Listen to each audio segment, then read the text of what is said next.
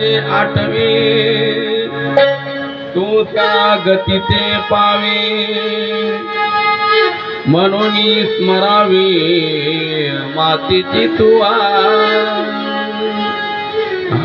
भगवान श्रीकृष्ण परमात्मा सांगतात की मरणाच्या वेळेला माणसाला ज्या गोष्टीचं स्मरण होतं ना त्याच्या गतीला तो प्राप्त होत असतो. बघा, पुरंजनाचं आख्यान आहे या भागवतामध्ये आलेलं आहे. नारदांनी त्या राजाला सांगितलेलं आहे, पराचिनबरी राजाला. कारण तो सर्वांना मारत सुटला होता, ते यज्ञ केल्यानं त्यामध्ये तो बली देत होता. अरे म्हटले, तू देवाचा भक्त आहे विष्णूचा आणि तू मात्र बली देतोय म्हटले यज्ञामध्ये, ते चांगलं नाही म्हटले, बंद कर म्हटले आतापासून. आणि त्याने नारदांच्या सांगण्यावरून ते बंद केलेला यज्ञ.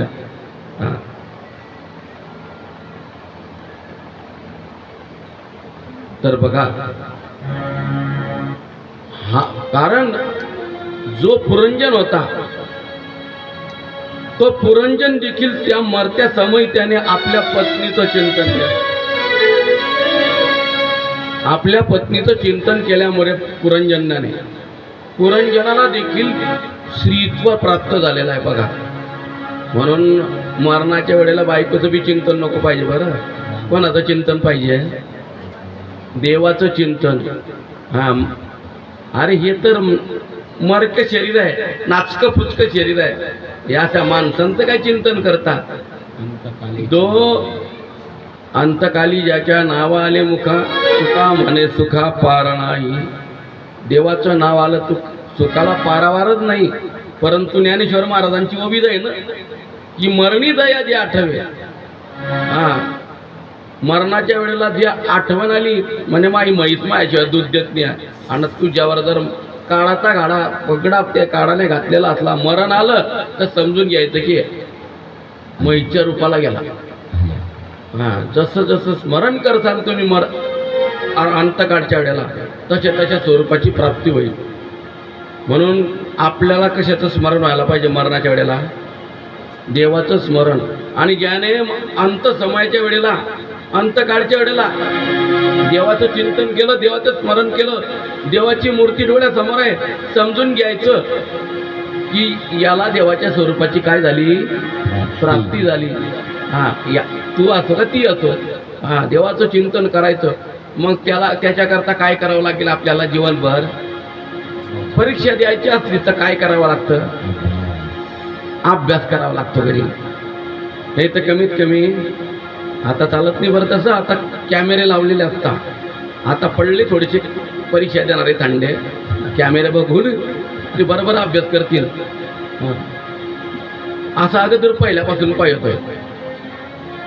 काफ्यात आलं होत्या म्हणून विद्यार्थी अभ्यासच करत नव्हते. पण अभ्यास केल्याशिवाय जीवनामध्ये अर्धा तुम्ही कापी करून लिहून घेताना पास होऊन जासाल. पण जिथं तुम्ही लागसाल काही काम करायला तिथं बोंब पडीन का? तिथं कापी करसाल. तशी ही आपली जन्म मरणाची परीक्षा आहे. त्याकरता आपण देवाचं चिंतन आतापासून जर केला, अभ्यास केला, तर मरणाच्या वेळेला देवाचं नाव आपल्या तोंडात येईल, देवाची मूर्ती आपल्या डोळ्यासमोर येईल. नाहीतर अचानक येणार नाही. त्याकरता आपल्याला प्रयत्नवादीपणा करावा लागेल, अभ्यास करावा लागेल. म्हणून ऐका, हा भरत राजा हरणाच्या योनीला प्राप्त झालेला आहे, हरणाच्या जन्माला गेला. परंतु देवाचा परम भक्त असल्यामुळे त्याला केलेली पूर्वीची भक्ती त्याचा परिणाम असा झाला की तो हरिण असून आपल्यापेक्षा चांगल्या बुद्धीचा होता. त्याला पूर्वजन्मीचं स्मरण होतं.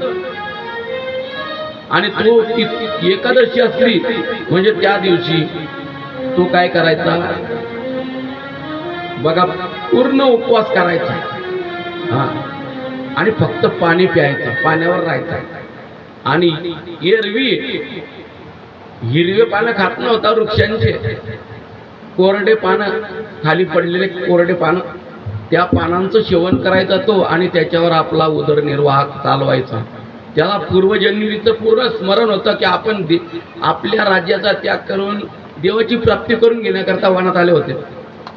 पण आपलं प्रेम हरणाच्या पाडसावर बसल्यामुळे आपल्याला हरणाचा जन्म प्राप्त झाला.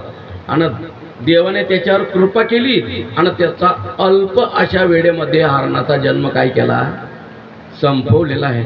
आणि पुढच्या जन्मामध्ये शुकाचार्य महाराज म्हणता, राजा परीक्षिती तो एका गरीब ब्राह्मणाच्या घरी त्याच्या धाकट्या पुत्राच्या रूपाने जन्माला आला. आता त्याचे 2 भाऊ मोठे होते आणि सर्वात धाकटा हा तिसरा. आता बघा हा होता हुशार, पंडित होता, ज्ञानी होता, परंतु त्याने आपला जो प्रभाव होता आणि ईश्वरी प्रभाव, कारण तो देवाचा कोण होता, अवतार होता. भरत म्हणजे साक्षात देवाचा अवतार होता. त्याने तो आपला ईश्वरी प्रभाव झाकून ठेवण्याकरता बघा त्याचे वडील त्याला शिकवायचे ब्राह्मणांचं जे कर्मकांड असतं ना, कारण ब्राह्मणांचं कर्मकांड गायत्री मंत्र कसा म्हणावा त्याला संत देत होते. ते आपल्याला जशी आनंदीच्या संस्थेमध्ये गीता कशी वाचावी, विष्णू सहस्रनामाचे श्लोक कसे वाचावे आमचे गुरुदेव शिकवत होते, संत देत होते. संता घेतल्याशिवाय गीता वाचू नये, कारण संता ज्याने घेतली नाही तो गीता कशी वाचतो, चुकवतो ना. म्हणून चुकल्यानंतर काय हो, दोष आहे की नाही, दोष आहे. परंतु आम्ही बोलत नाही बाबा चुकलंय तुम्ही चुका का काही बिगारा, कारण बोलल्यानंतर ज्याला बोललं त्याला काय येतो, राग येण्यापेक्षा बाबा तुमचं तुम्ही सांभाळा. तुम्ही चुकीचं वाचलं म्हणजे त्याला दोष आहे, त्याच्याकरता चुकीचं वाचायचं नाही, त्याकरता शिकायचं. तर याला शिकवायचे गायत्री मंत्र. आता गायत्री मंत्र कसा आहे, आता गायत्री मंत्र संध्याकाळी म्हणायचा नसतो, कॅसेट देखील संध्याकाळी लावायची नाही. सूर्यनारायण उगवतो त्यावेळेला, म्हणजे बघा आता चालू शकतो आपण, सकाळची वेळ आहे. ओम भूर्भुवस्वः तत्सवितुर्वरेण्यं भर्गो देवस्य धीमहि धियो यो न प्रचोदयात्. भूर्भुवस्वः तत्सवितुर्वरेण्यं भर्गो देवस्य धीमहि धियो यो न प्रचोदयात्. भूर्भुवस्वः तत्सवितुर्वरेण्यं भर्गो देवस्य धीमहि धियो यो न प्रचोदयात्. भूर्भुवस्वः तत्सवितुर्वरेण्यं भर्गो देवस्य धीमहि धियो यो न प्रचोदयात्. आता गायत्री मंत्र त्याला शिकवत होते त्याचे वडील, ते भूदेव, ते ब्राह्मण देवता त्याला त्याचे वडील शिकवत होते त्या जळ भरताला. परंतु तो काय करत होता, आपण जर हा गायत्री मंत्र शुद्ध म्हणला ना तर हे काय करतील, आपल्या गळ्यामध्ये लोढण अटकवून देतील. लोढण म्हणजे समजतं ना तुम्हाला, लोढण म्हणजे एखादी ब्राह्मणाची मुलगी बघतील, आता हा सत्यनारायणाची पोथी वाचायला जाऊ शकतो, लग्न लावायला बी जाऊ शकतो, मंगल अष्टक शुद्ध बघतोय म्हणून तो गायत्री मंत्र देखील म्हणत नव्हता आणि मंगल अष्टक देखील त्याला शिकवण्याचा प्रयत्न केला, परंतु ते बी म्हणत नव्हता.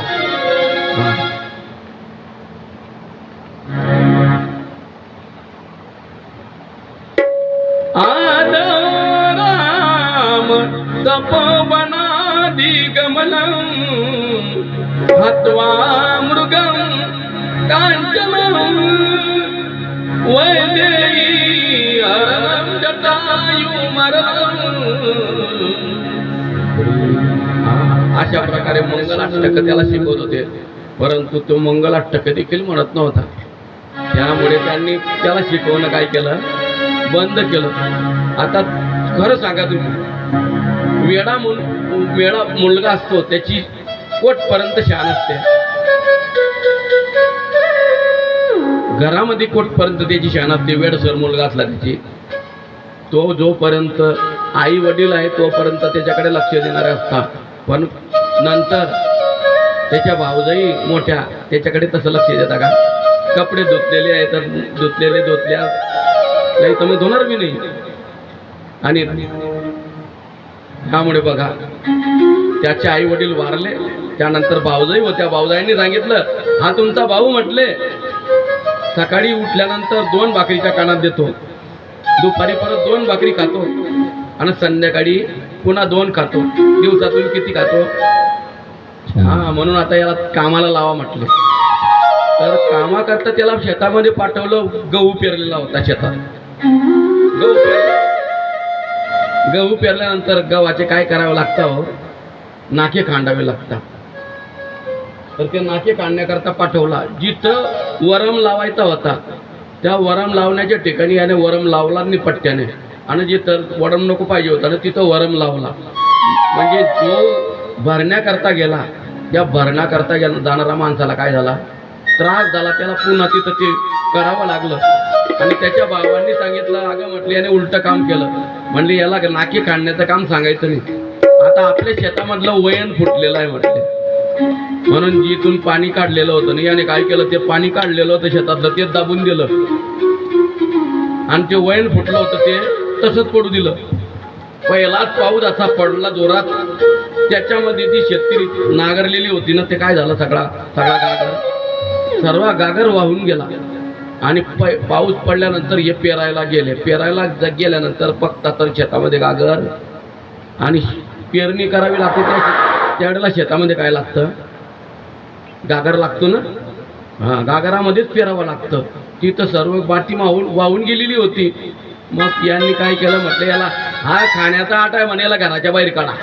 घराच्या बाहेर आखलून दिला. घराच्या बाहेर आल्यानंतर बघा, मग आता याला एक असा आदिवासी राजा होता आणि त्याला पुत्र संतान नव्हतं.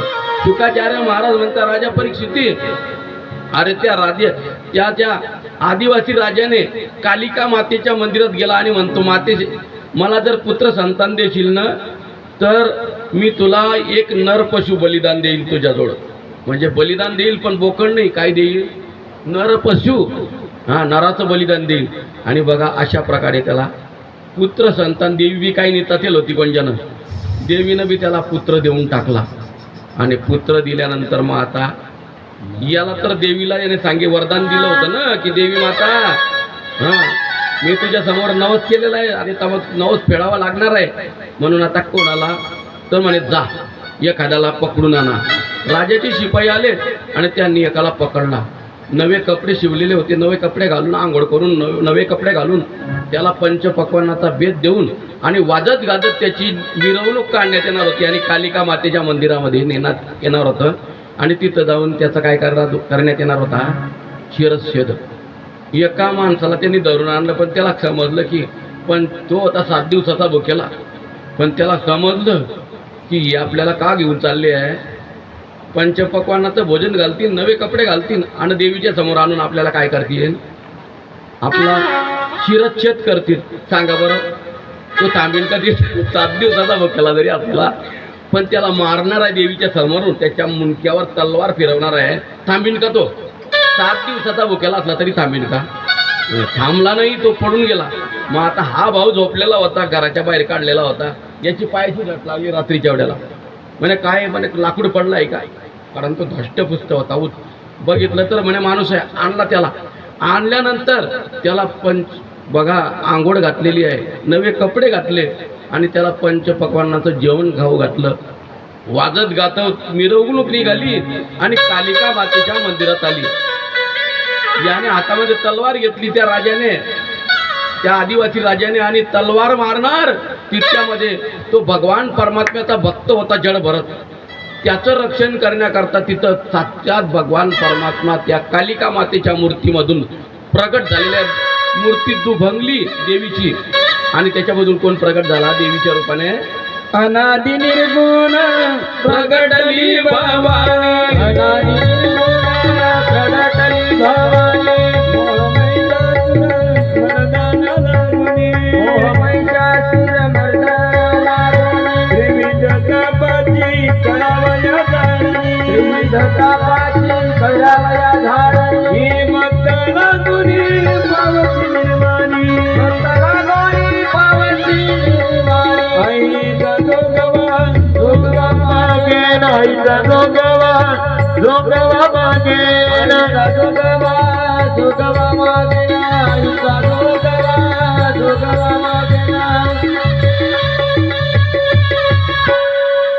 बघा देवी प्रगटलेली आहे. अनादि निर्गुण प्रगटली भवानी, मोह महिषासुर मर्दना लागोनी, त्रिविध तापाची करावया झाडणी, भक्ता लागी तू पावसी निर्वाणी. बघा, निर्वाणीच्या वेळेला भक्ताचं रक्षण करण्याकरता भगवान परमात्म्याने स्वतः देवीची मूर्ती दुभंगली आणि त्याच्यामधून देवीच्या रूपाने प्रगट झाले भगवान परमात्मा. म्हणजे देवी आणि देव काही वेगळा नाही, फक्त त्यांचे ते रूप आहे वेगवेगळे. आणि अशा प्रकारे त्याने देवीच्या रूपामध्ये येऊन भगवंताने त्याची मुलगी उडवली राजाची आणि त्याचं रक्षण केलं. पण याने मानावं का खरं, कारण तो जड भरत होता. शेवटी जड असल्यामुळे त्याने त्या देवाला असं बी म्हणलं नाही, देवीच्या रूपामध्ये आलेल्या देवाला, की माझी तू रक्षण केलं देवा, तुझं माझं रक्षण केलं देवा, असं देखील तो बोलला नाही. तो का म्हणे, रक्षा झाली आपोआप उजळीला दीप गुरु कृपे. आणि पुढे आता रौगण नावाचा राजा होता. तो बघा, त्याच्याजवळ 3च वही होती आणि पालखी वाहण्याकरता किती लागतात, 4.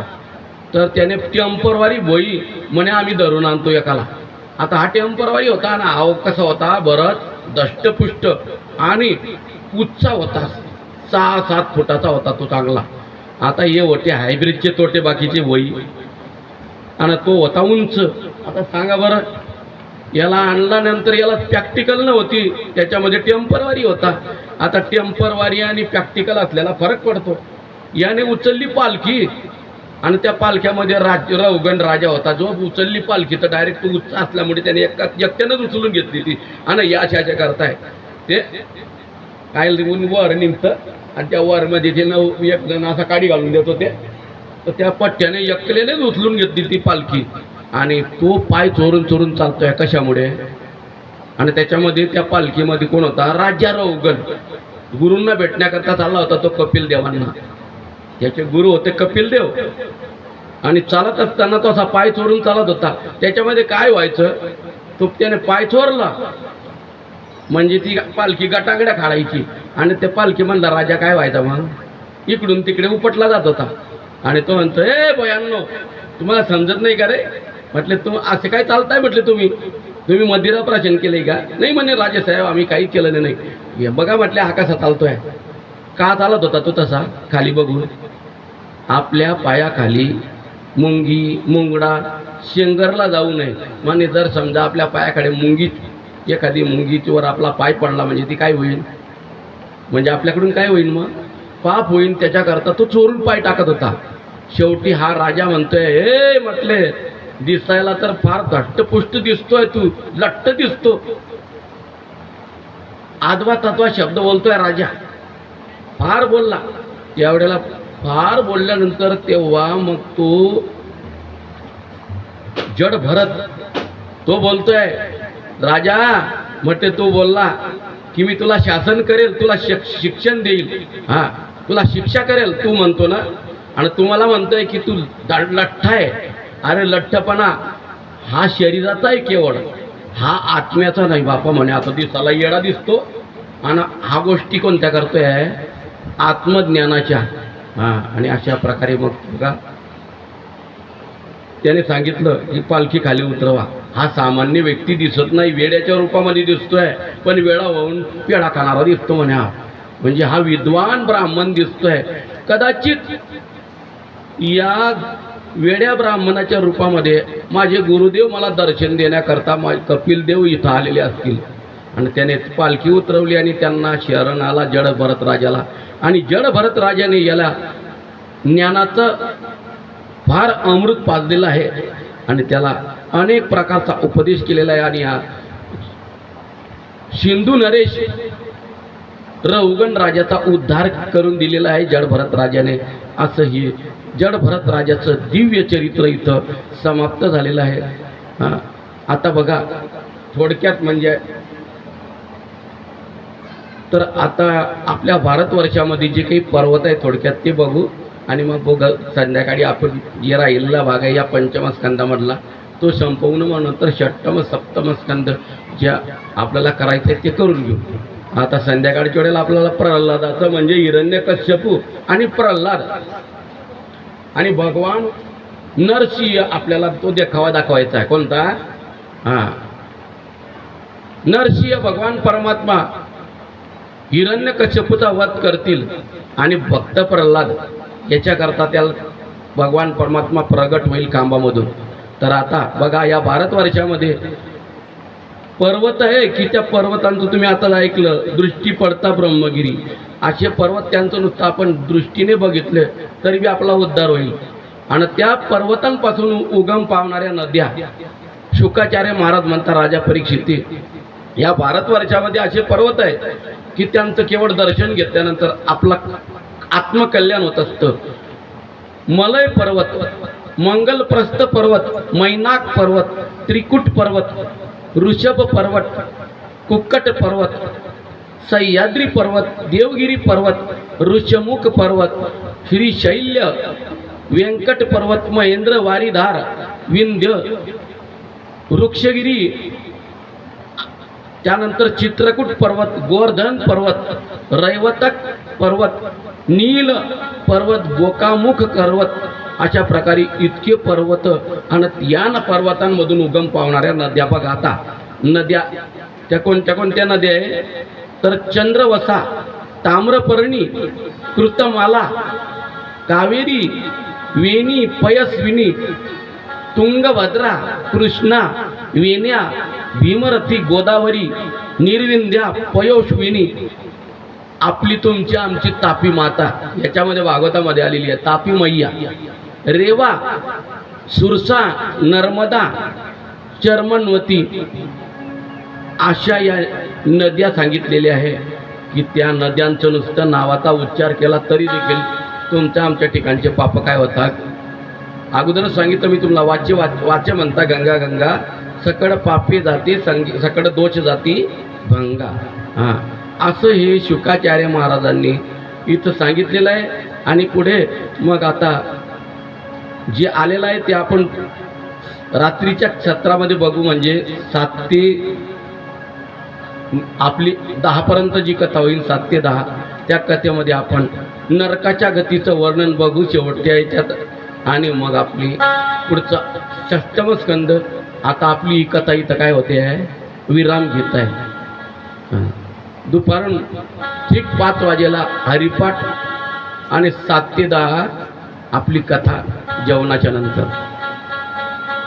श्री कृष्ण गोविंद हरे मुरारे, हे नाथ नारायण वासुदेवा. श्री कृष्ण गोविंद हरे मुरारी, हे नाथ नारायण वासुदेवा. हे नाथ नारायण वासुदेवा, हे नाथ नारायण वासुदेवा. हे नाथ नारायण वासुदेवा, हे नाथ नारायण वासुदेवा. गोविंद जय जय गोपाल जय जय, राधा रमण हरि गोविंद जय जय. गोविंद जय जय गोपाल जय जय, हे नाथ नारायण वासुदेवा. श्री कृष्ण गोविंद हरे मुरारे, हे नाथ नारायण वासुदेवा. श्री कृष्ण गोविंद हरे मुरारी, हे नाथ नारायण वासुदेवा.